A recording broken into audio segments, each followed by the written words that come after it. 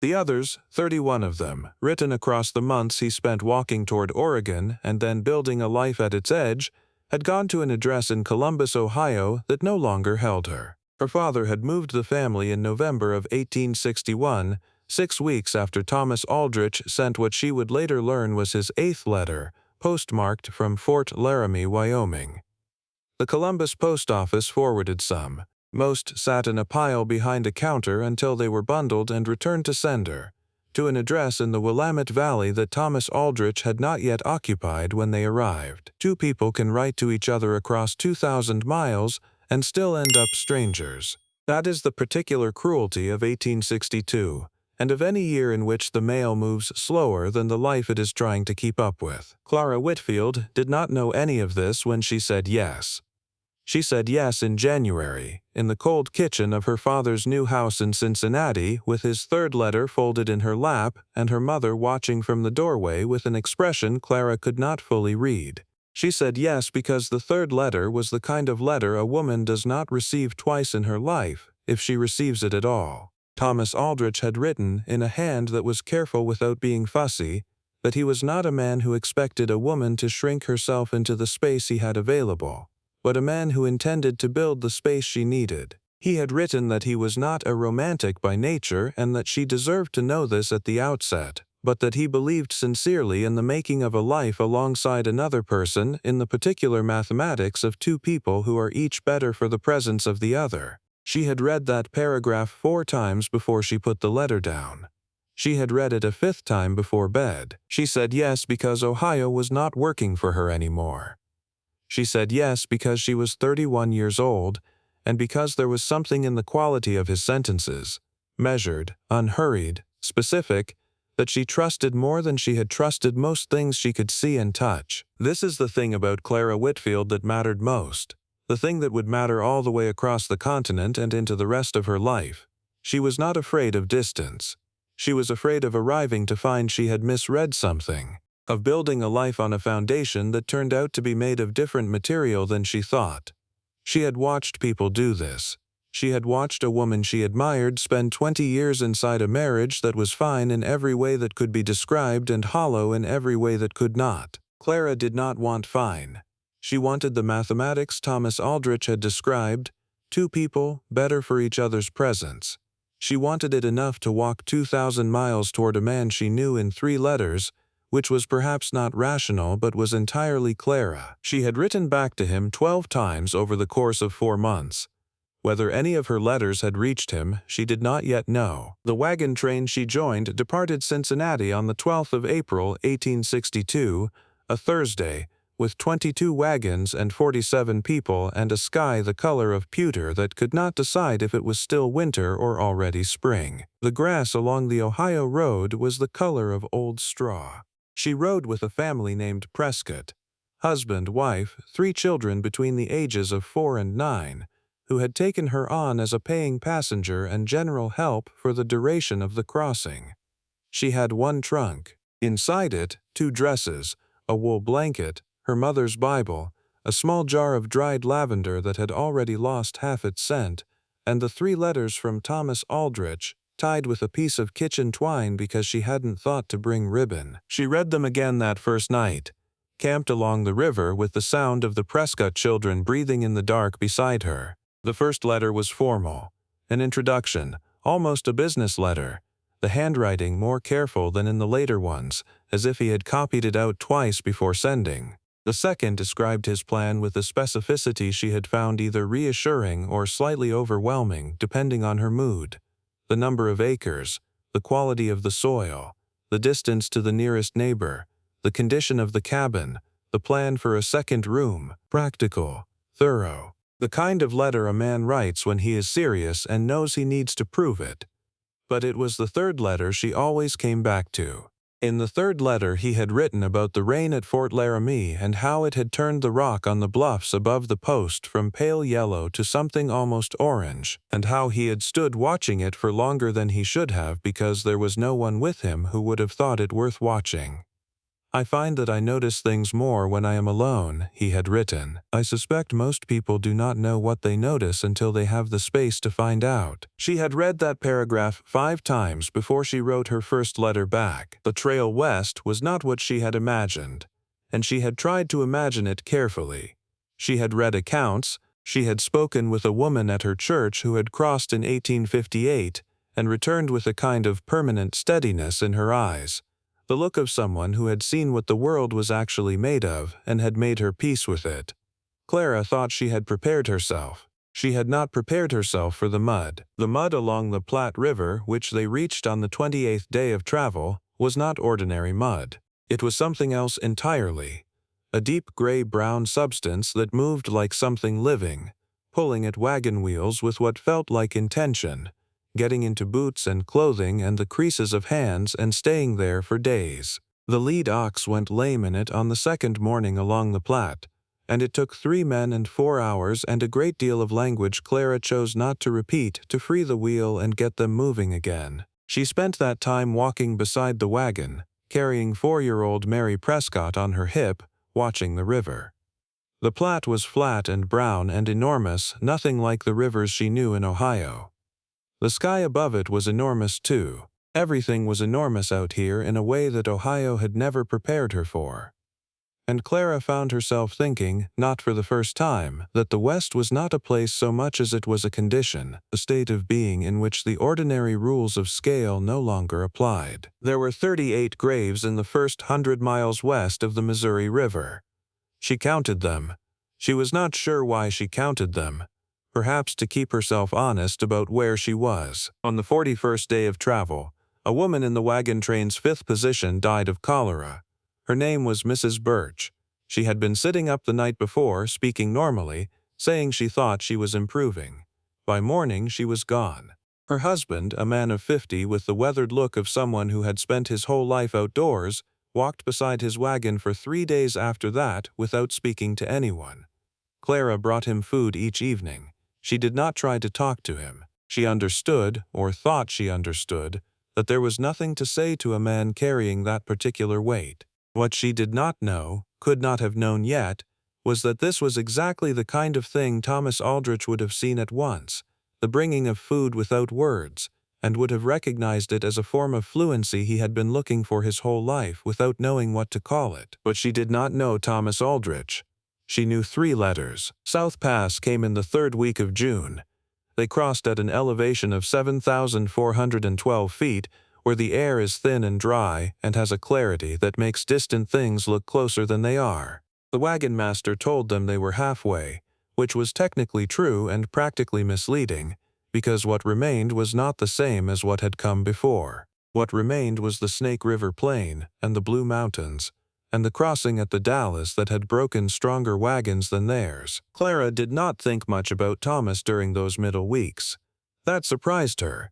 She had expected to think of him constantly, had half expected the trail to feel like walking toward him, like each mile was a reduction in the distance between them. Instead, it felt like the trail was its own thing entirely, something that demanded everything she had and gave back only itself. The cold at night that pressed through both blankets, the high desert silence that was not peaceful so much as simply vast, the way the light changed on the rock formations, Chimney Rock, Scotts Bluff, the great stone faces of the Wyoming Territory, as the hours moved. She walked most days. They all walked. When the wagons needed lightning and the grades were steep, she had walked, by her best estimate, over 400 miles by the time they reached Fort Boise. It was at Fort Boise that she got the letter. Not from Thomas, from her mother. Her mother had written in March, 2 weeks before Clara departed, and the letter had somehow managed to beat the wagon train west through a combination of luck and military dispatch and the stubbornness of postal workers who took their routes seriously. It was 2 pages in her mother's small, careful script, and most of it was about the garden and the neighbors and her father's health. But at the bottom of the 2nd page, written in slightly different ink as if added later, were 4 sentences that Clara read standing outside the fort's south wall with the Snake River running behind her. I spoke with the postal man here in Cincinnati. He tells me that letters sent to the Columbus address before November may not have been properly forwarded. I do not know how many Thomas wrote or what he said in them. I am sorry, Clara. I thought you should know before you arrive. She read those sentences 4 times. Then she folded the letter and put it in her dress pocket and stood looking at the river for a long while. The Snake River at Fort Boise was nothing like the Platte. It moved with a purposefulness the Platte had never managed, fast and cold and the color of glass in shadow. She watched it for perhaps 10 minutes. Then she walked back to the Prescott wagon, helped get supper started, put the children to bed, and sat by the fire with her mother's letter in her pocket, working out what she knew. She knew Thomas Aldrich in 3 letters. The first, formal. The second, practical. The third, with its paragraph about the rain on the bluffs at Fort Laramie, which she had read so many times the paper had gone soft at the folds. He knew her in 12 letters. He knew her more than she knew him. She recognized, sitting by that fire at Fort Boise while the Snake River ran fast and cold in the dark behind her, that this was an unusual way to begin a marriage. But she was 43 days from the Willamette Valley, and there was nothing to do now but go forward. The Blue Mountains were hard in the way that the end of a long thing is always hard. The body spent, the spirit fraying at the edges, the summit in sight but not yet reached. The grades came when the oxen were at their worst and the wagons were at their most damaged, and the travelers were at whatever the opposite of their best was. There was a week in the Blue Mountains in late August when Clara thought, with a clarity she found almost peaceful, that she might not have enough left to continue. Not that she would turn back, because there was nowhere to turn back to, but that her body might simply arrive at a point past which it would not go. Her feet had blisters on top of blisters. The skin on her hands had cracked in the dry cold and was slow to heal. The lavender in her trunk had lost every last trace of its scent by now, and she mourned it more than she had expected to. She kept going. She always kept going, which was not a virtue so much as a habit she had developed over 31 years of being Clara Whitfield, a woman for whom stopping had always seemed, on reflection, like the worse option. They came through the Blue Mountains on a Thursday in the first week of September, and the Willamette Valley opened before them with a completeness that was almost theatrical. Green and enormous, cut through with rivers, nothing like anything that had come before. She heard 3 women in the wagon train begin to cry when they saw it. Clara did not cry. She sat on the running board of the Prescott wagon with her hands folded in her lap and looked at it for a long time, taking inventory of her own reactions. What she felt, she finally decided, was mostly terrified. Thomas Aldrich met them at Oregon City on the 14th of September 1862. She knew him at once, though he had never described himself in his letters and she had never thought to ask. He stood at the edge of the gathering crowd, slightly apart from the other men, with the particular quality of attention she recognized from the 3rd letter. The way a man stands when he is accustomed to being at the edge of things not from shyness but from preference, from the habit of noticing. He was taller than she had imagined. His face was the face of a man who had spent years outdoors, browned and lined in a way that had nothing to do with age. He was watching the arriving wagons with an expression she could not read from a distance. When she climbed down and walked toward him, he saw her immediately. She had covered barely half the ground between them when he said her name, not loudly but with a certainty that stopped her mid-step. Miss Whitfield. Mr. Aldrich. He took her hand briefly, correctly. His was calloused and warm, the hand of a man who worked outdoors, and she noticed when he held hers that his eyes were the color of creek water over gray rock, and they were doing the same thing hers were doing, looking carefully, taking stock, trying to match what stood before him to what he had carried in his mind across all those months. "You look well," he said. Considering 2,000 miles, she said. "I believe I am." He smiled at that. It was a real smile, not a polite one, and it went all the way up to his eyes. She told him that night. She had to tell him. They sat in the front room of the small boarding house in Oregon City where the wagon train passengers were spending their first nights, and she told him as plainly as she could that her family had moved in November, that the Columbus post office had not forwarded all the mail, that she had received 3 letters and only 3, that she had written 12 and did not know how many had reached him. He was quiet for a long moment after she finished. The fire in the grate was small and steady. Outside, Oregon City was making its evening sounds. Horses on the packed dirt road, voices from the next room, the particular low hum of a town at the end of a working day. "How many did I write?" he asked. My mother thought, perhaps 34. He looked at the fire. She watched his face, trying to read it. His jaw had tightened in the way a man's jaw does when he is deciding what to say and taking the time to decide carefully. "I wrote about my first wife," he said finally. "In the 7th letter, I think. Or the 8th. She had not known there was a first wife. She died in the winter of 1859, he said. Fever. We had been married 3 years. I wrote about it because I thought you should know before you came. And I hoped you would still come knowing. And then your first letter arrived in June and you didn't mention it and He stopped. He looked at her directly. "I thought you were being kind about it, giving me time." There was a silence between them that had weight to it. Not uncomfortable exactly, more like the moment before rain, when the air goes very still and everything waits. "I didn't know," she said. "No," he said. "You didn't." "Tell me," she said. He looked at her. "Now? We have time," she said. "We have, if I understand correctly, 31 letters worth of things you meant to tell me. I would like to start somewhere." What came after was not easy, and she would not have said otherwise. Learning a person from the beginning, when that person expected you to know them already, was its own particular kind of work. Delicate in places, uncomfortable in others, requiring from both of them a patience they were still developing. There were days in those first weeks on the Willamette when she felt the gap between them like a physical thing, the 31 letters worth of distance that should not have been there. There were things he referenced that she had no knowledge of, assumptions he made about what she understood that she had to quietly correct.